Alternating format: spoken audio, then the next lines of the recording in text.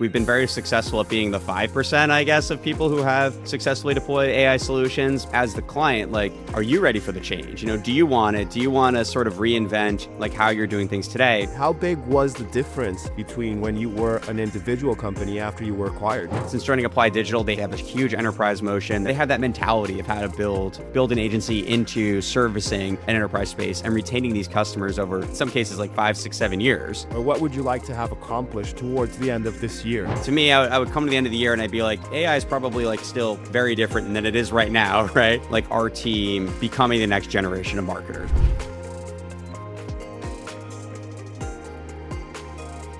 Hey everybody, welcome to the show. My name is Andres and I'm going to be your host for the day. This show is brought to you by the Global Talent Company, helping fast-growing teams hire exceptional remote talent from Argentina, South Africa, and beyond. We connect companies with world-class professionals who bring skill, reliability, and a global perspective to every role. And just for our listeners, we're offering an exclusive 10% discount on your first hire. All you need to do is visit globaltalent.co, click Start Hiring, and mention the podcast listener discount when we reach out. And today, with me here, I'm speaking with Steven Aldrich, SVP of Marketing Services for Apply Digital, a global experience transformation partner that drives AI-powered change and measurable impact across complex multi-brand ecosystems. So with that said, Steven, it's a pleasure to have you on, man. How are you doing today? Very good. Nice to be here, Andres. Really appreciate you having me on the show. Yes, no, we're so happy that we were able to make this work. And just so that we can hit the ground running, Steven, would you be able to tell us a bit more about how you became SVP of Marketing Services at Apply Digital, a bit of your background, and even what Apply Digital is in your own words? For sure, yeah. So my background is about 2012 or so. I started a business with one of my partners, my buddy Spencer, and we built a kind of Martech marketing agency. Really, one of the first ones back in 2012. Sort of did that for a bit into 2017. We actually launched a little bit more into a focused. So we started as like a video production. We did all kinds of like weird random stuff, trying to find our lane. Started more as like an email marketing agency in early 2017, going into in 2016, 2017. And then over the next like 4 or 5 years, we sort of found the space of being a kind of like Martech advisory partner, a marketing strategy, and did quite a bit of the actual implementation execution work of what were then new and modern platforms like Braze, Iterable, Segment, High Touch. Well, actually High Touch came later, but we were sort of like the first ones to sort of be in the space as a strong implementation partner. That sort of allowed us to grow and to play more of an enterprise space. We became much more of like a consultancy on top of having kind of an execution specialization. And that made us very attractive in the market. And so last year in 2025 in March, we were acquired by Apply Digital, and they were just a perfect fit for us. Apply Digital has this long, extensive and really great history of being a sort of product company, sort of product and strategy company. We were sort of a marketing and an activation type company, so it was like kind of marrying two individual services. And Apply Digital was quite larger, had a great kind of global reach, and sort of would be able to incubate our talent and help us kind of grow and compete a little bit more in the market. We're also in this phase of 2024 going to 2025 where AI was starting to take over, and Apply Digital was very well positioned. They were one of the first companies to come out with an AI use case that actually generated a ton of revenue, featured with Google as well. I think last year it was presented at Next and all of that, but they did a case study or built an AI content scaling engine with Kraft Heinz, and so they were just this sort of perfect partner for us. And so since joining a little bit over a year now, it's just been great. Like Apply Digital just is, they're ahead of the curve. We are sort of inventing ourselves much more as an AI powered agency as opposed to just a consultation product marketing shop. So all of the work that we do leverages AI in it, which I think is just kind of fascinating. We're able to we've built all this kind of tooling. We use Claude extensively here in Google Gemini.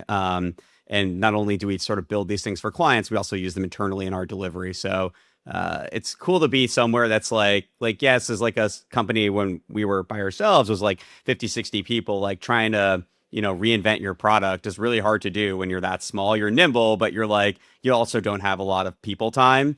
And now that we're 750 people here at Apply Digital, like we have a dedicated team and a dedicated training path, and just everything there is just in place to kind of help the team kind of learn and to grow and to be sort of the leaders in the space. So, I mean, I'm into it. I'm clawing it up all day, so it's good stuff. I really must say, like I've fallen into Claude not too long ago. I started to pay it and I started to tinker with co-work, and I'm just loving it. And companies that really have been within the AI space for a while now, it really is crazy how they've been able to devise so many solutions and get used to it and ingrain it in their daily lives. But something I'd love to know then, Stephen, is once you were acquired by Apply Digital, did you have to reduce the team, let people go, or was this a complete acquisition where nobody was lost and it's a win-win for both? Yeah, no, I mean they wanted everybody, and I think that was great. The Applied Digital team was extremely welcoming. I mean, I think it helps that they are historically a Canadian company, so just Okay. nicer people in general, But no, they were really interested in the team's capability. In fact, we grew since being acquired. I think we're probably upwards of like 80 people now or so or something like Okay. that. So we they put quite some investment into us.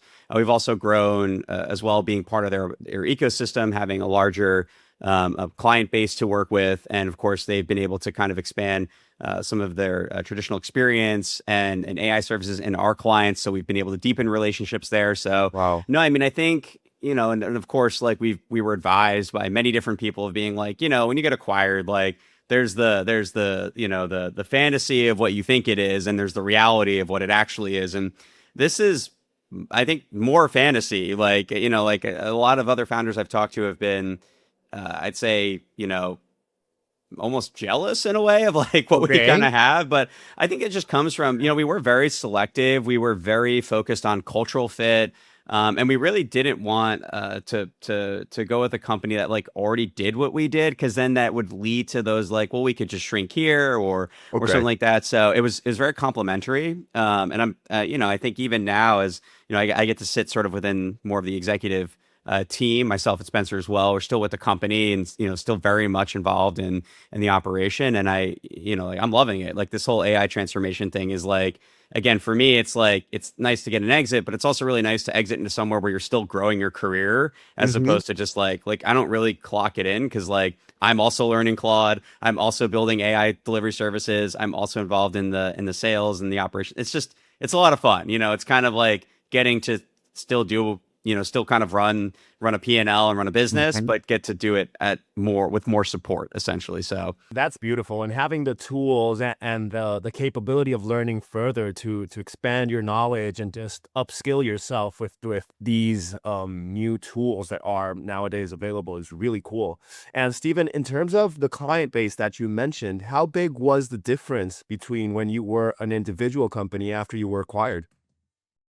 yeah, I mean, I would say prior acquisition, like we had very few like enterprise clients. So we had a couple of them. We were fortunate enough to work with Dropbox for many years, A&E Networks, companies like Rooms to Go. So we had size, but we really had more of a messy middle, than we did have like a large enterprise showing, which is good in some ways as a small company, because your people are a little bit more nimble, so they can take on a little bit more clients. But when you think about like deepening relationships and growing like into like really strong, like well represented enterprise where you are sort of in there, you're embedded, you have multi-year contracts, like that really wasn't what we were getting. Since joining Apply Digital, they have a lot of those. They have a huge enterprise motion. They're in companies like Kraft, Heinz, Arc'teryx, the Very Group out of the UK. So they're massive, right? And NBA and NFL. And it was like all these like, wow, these are like really cool companies. Like I'd love to go and work with them, right? But I think it's also, they have that mentality of how to build an agency into servicing an enterprise space and retaining these customers over, in some cases like 5, 6, 7 years.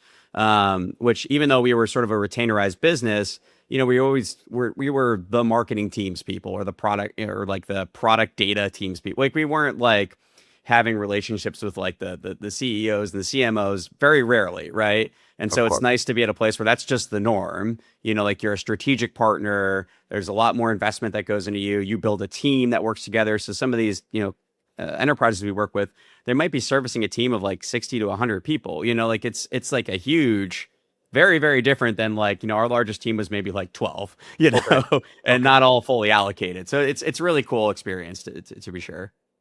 And Stephen, what is for example, how is it that I can say this? What is the typical profile of client that you guys are working with today? Is there a certain level of criteria that needs to be met in order to be able to work with you guys? Or what do you look for when you say, hey, this is the ideal client that we need?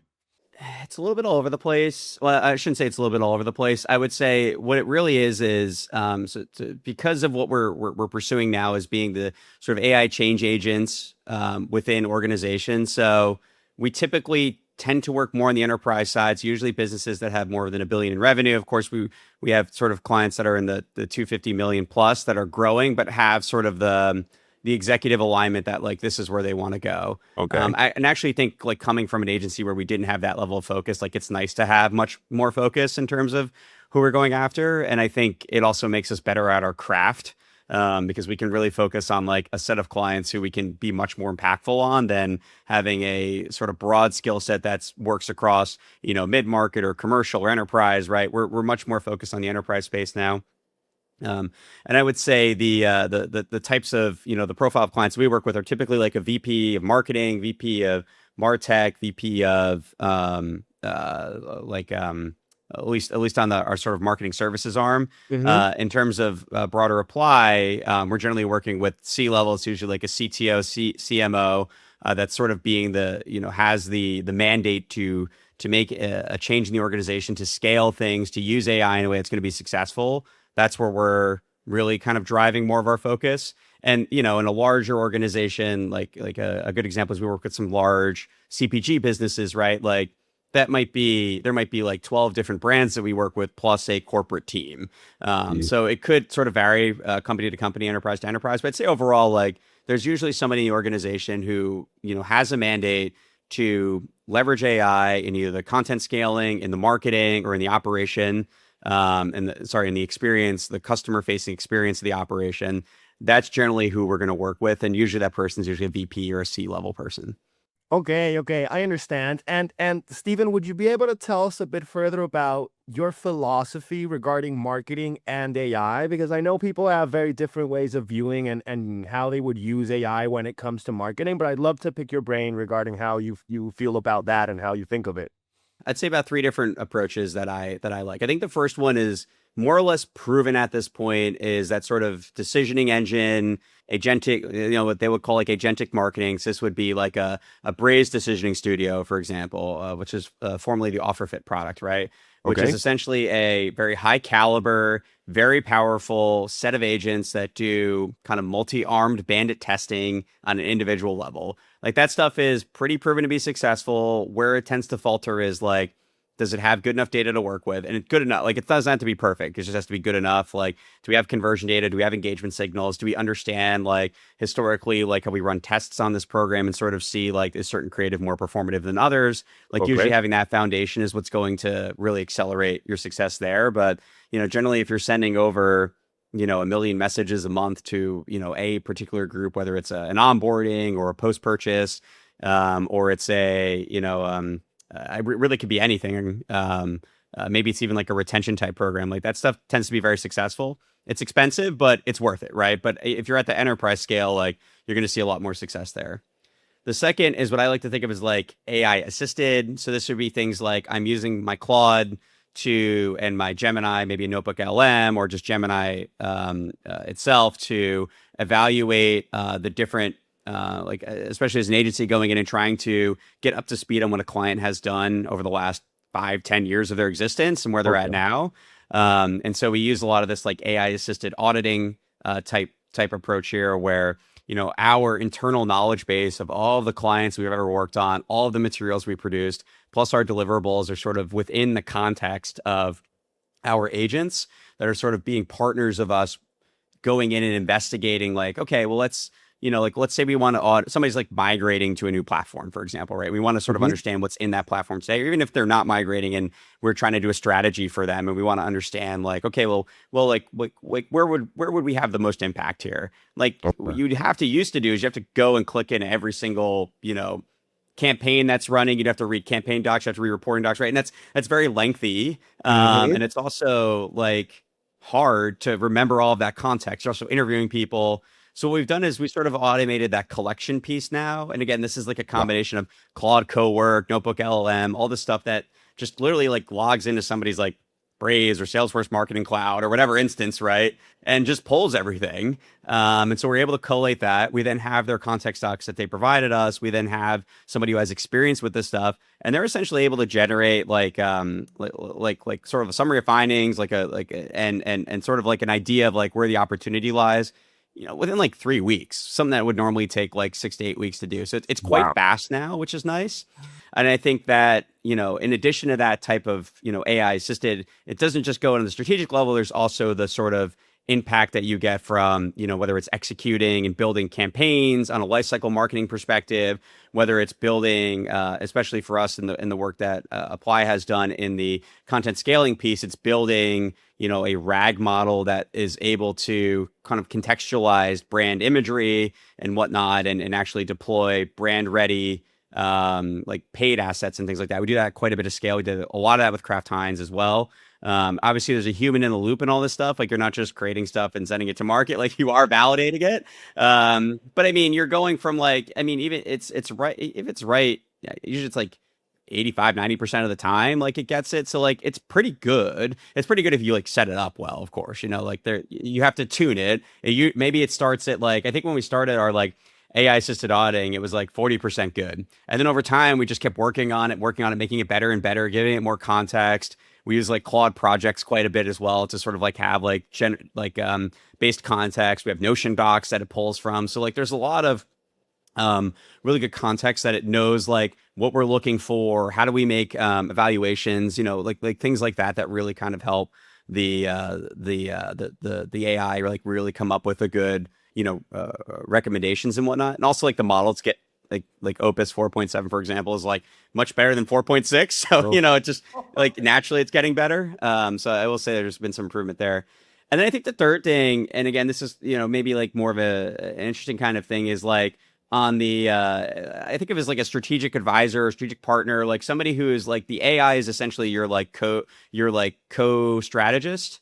Mhm. And so we've been seeing this a lot with our lifecycle marketers, and our data teams have actually been able to build some internal tooling right now, and something that we're developing more for market, which is essentially to sort of look at the data and basically auto analyze it for what we would think of as like traditionally a next best action type thing.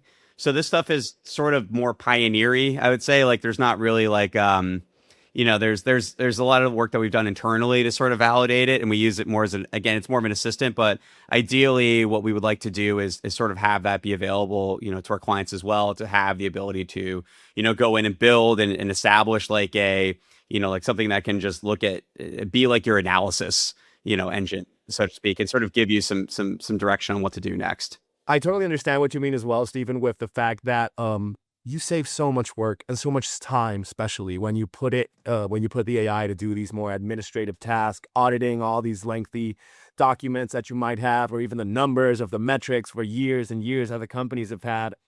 And for example, when working with a client like you mentioned, Kraft Heinz, how is that different from a smaller client when it comes to the processes and how AI is accepted, how you can't leave human judgment away from campaigns that are made or what the AI generates? Because this is only crawling for now. Even though it improves every single version they put out, it's still, I feel, it's a baby that needs to be held up. You need to make sure it doesn't fall down, teach it when it does, and then so it doesn't repeat it. So can you elaborate a bit more on how that feeling is with a big enterprise such as Heinz versus a smaller company? Yeah, and I think it's less big versus small company, honestly. Like I Okay. say at a big company, there's a larger kind of change management that needs to happen. You need to have more inertia to really kind of get the ball rolling. But really, it depends on like, are there people there that have an appetite for it, and are Okay. they willing to like do it with you. You know, like a lot of like this, the way that AI has been most successful in deploying it with clients and even in marketing is it's not done by your, like you can't just be the agency that like does it and then hand it off to clients. Or like, there you go. Like, and I'm not even talking like, because you didn't provide a change management strategy. I mean, you need people who also want to learn it and also Okay. want to use it with you, right? And that's where like the real the joy is happening, but also like the success is happening. So Kraft Heinz is a great example because that team works with us, and we've continued to fine tune the Tastemaker product that we built for them, and they built it with us, and Right. that like type of companion team is what you really need when you're trying to like build this internal tool that essentially for them has taken something that took weeks and weeks to do, which was create all these prototyping assets that they would use to determine like what should we bring to market, to the actual social assets that they use, and even now use it for email Okay. content. Like that stuff is like, it started as we made it a briefing engine. We can generate briefs faster. Then we made it a prototyping engine. Then we made it a validate how this would land as an efficacy to certain market and cultural sensitivity. So there was all these different like aspects of it, but it wasn't, one wholly packaged thing that was built together. It was a starting point, and we innovated on it together. I would say at a small company, I mean, of course, there are budget considerations for this. Like these are expensive Hmm. resources. This is an expensive thing, but generally you are getting paid back on that investment.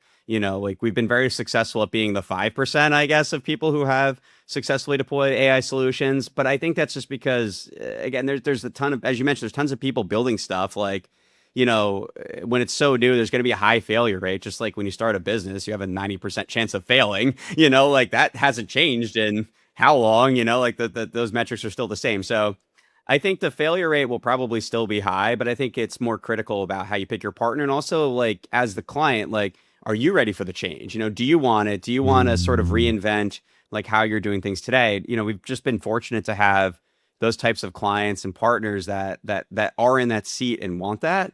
And yeah, I mean, I think even thinking to like some of the folks we're working with, like deploying like Braze AI Decisioning Studio, for example, like or high touch AI decisioning, even like those marketers are like, they're like four or five, three people on their team. Like they're very, very nimble. They have a big Mm. business, but like they're already the people who are like, we don't need 20 lifecycle marketers to run a program. We need like four really good lifecycle marketers. We need to supercharge them. And so Okay. like those tend to be people that are going to be more successful, or at least are going to be more successful out of the gate. That's not to Hmm. say that the ones with large teams can't. We've been very successful there as well. It's just different because you're trying to get, 60 people or 50 or 20 people to adopt sort of a new tool, as opposed to like four people who really want it and are strapped, and they're already lean, and they're like, wow, this is, like this is great because I've got like 10 other things I want to do. If I can take even, 5 or 10 or 15% of the workload off my plate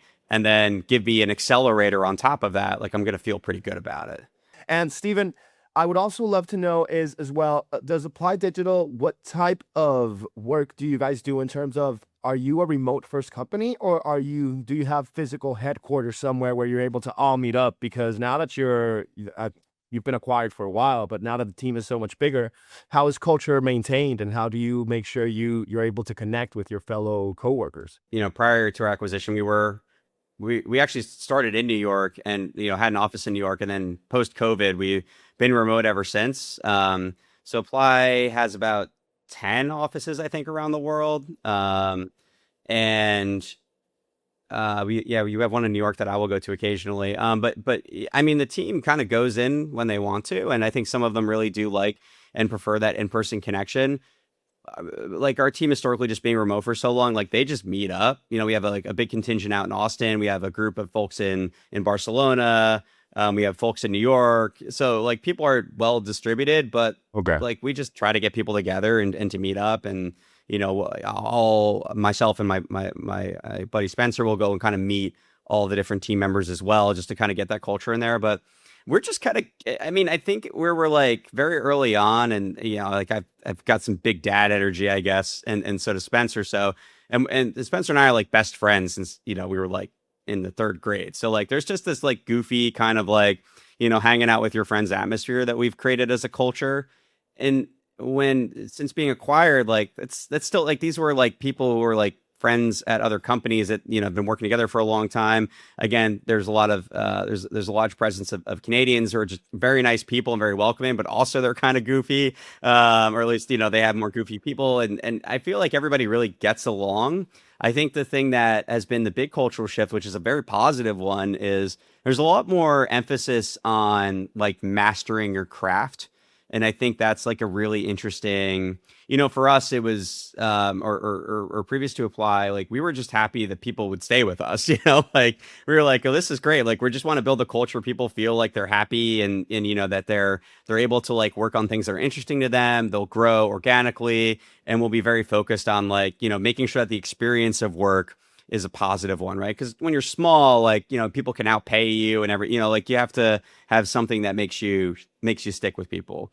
Now I feel like there's just much more of this the structure in place to like get people to actually like increase their career skills, I guess, for lack of a better term. And our chief people officer, Angela, is like very good about creating this type of environment and about kind of setting up these learning paths and things like that. So it's like going from like and again, our managers were very good and are very good at like getting our people to like increase their skill set and to become better at working with clients. But now we have like a learning and development team that's like, go like, here's a customized training course, for your team. That's like, here's how you would use Gemini and Claude in your work. And here's how you would go from, level 1 to level 2 to level 3, right? It's just much more formal, but in a good way, I love how I'm hearing the story of the acquisition, and I understand why you would say that some CEOs are even kind of like jealous of how good it's been, because it really sounds like a dream, man. So congratulations on that, on picking a proper fit for you guys and being able to grow and expand a lot more. And Steven, I'm noticing we're almost at the end of the show, but I did want to ask you one final question, and that would be as SVP of Marketing Services at Apply Digital, what is your goal, or what would you like to have accomplished towards the end of this year? So at the end of 2026, what would you like to have done? I mean, I've got lots of goals. Certainly hitting my revenue number would be the best. But no, I think I think for me, and for the team at large, is we are evolving our product, right? Like I mentioned, we have sort of this AI delivery support mechanism, or AI assisted delivery. I would love to see, as we go to the end of the year, like every team member is adopting that, is using it, and is frankly tinkering and making it their own. Like for me, it's less, and I feel like this has kind of been the approach to consulting for a long time, but it's also this like, I don't really want like, I want the standards to be good enough for what is good delivery and what looks like, good consultation.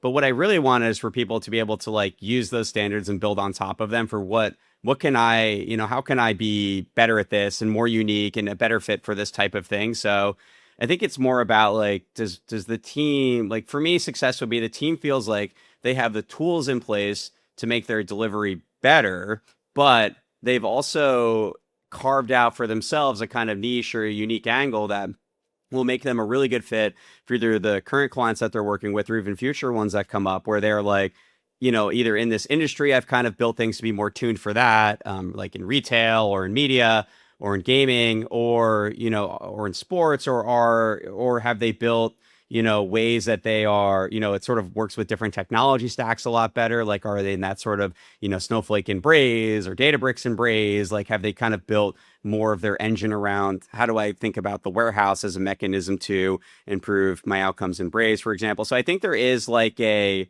part of that mastering the craft, but I think it to me, it's much more interesting if like the team, like if everybody's like I like it's my Claude, at the end of the day, it's like yes, like the company has set the standards for like how I use it and what the what like the core elements are. Like I'm going to deliver this like, technical architecture diagram or summary of findings or whatever that delivery may be. But like they have the ability to make it their own. And I think to see that would be like, okay, like we've like, to me, I would come to the end of the year and I'd be like, AI is probably like still very different than it is right now, right? But like we've been able to navigate like our team becoming the next generation of marketers, right? And I think that to me would be, a huge market success. Wow, that's beautiful because that's also I totally agree with your perspective on it because it's the fact that in the end you can give people the same AI engine, you can give them the same objective, and if you actually look at it, everybody's going to prompt it differently to get to the same goal. So it's making sure that you can use the tools in a way that benefits that benefits you the most, and that way you have some added value besides just knowing how to use the AI, but you know how to move around it in your working methodologies. So I'm sure with the new potential of courses and L&D that you're getting with Apply Digital and how your team is happy with you guys and everything like that, I'm certain you're going to get to that goal, Steven. So I have no worries there. And I can't wait to see what you guys are up to in a year. But with that said, man, thank you so much for hopping on the show with us, for telling us your insights, your story, and all of your perspectives about what you do. Really just wanted to say thank you for that, man. Yeah, thanks for having me on, Andres. This is really great. No problem at all. It really has been a pleasure. And to anybody who is here listening to us, we also appreciate you for being on the show, listening to the different personalities that we're bringing on and all the different industries that we're learning about. So with that said, have a good one.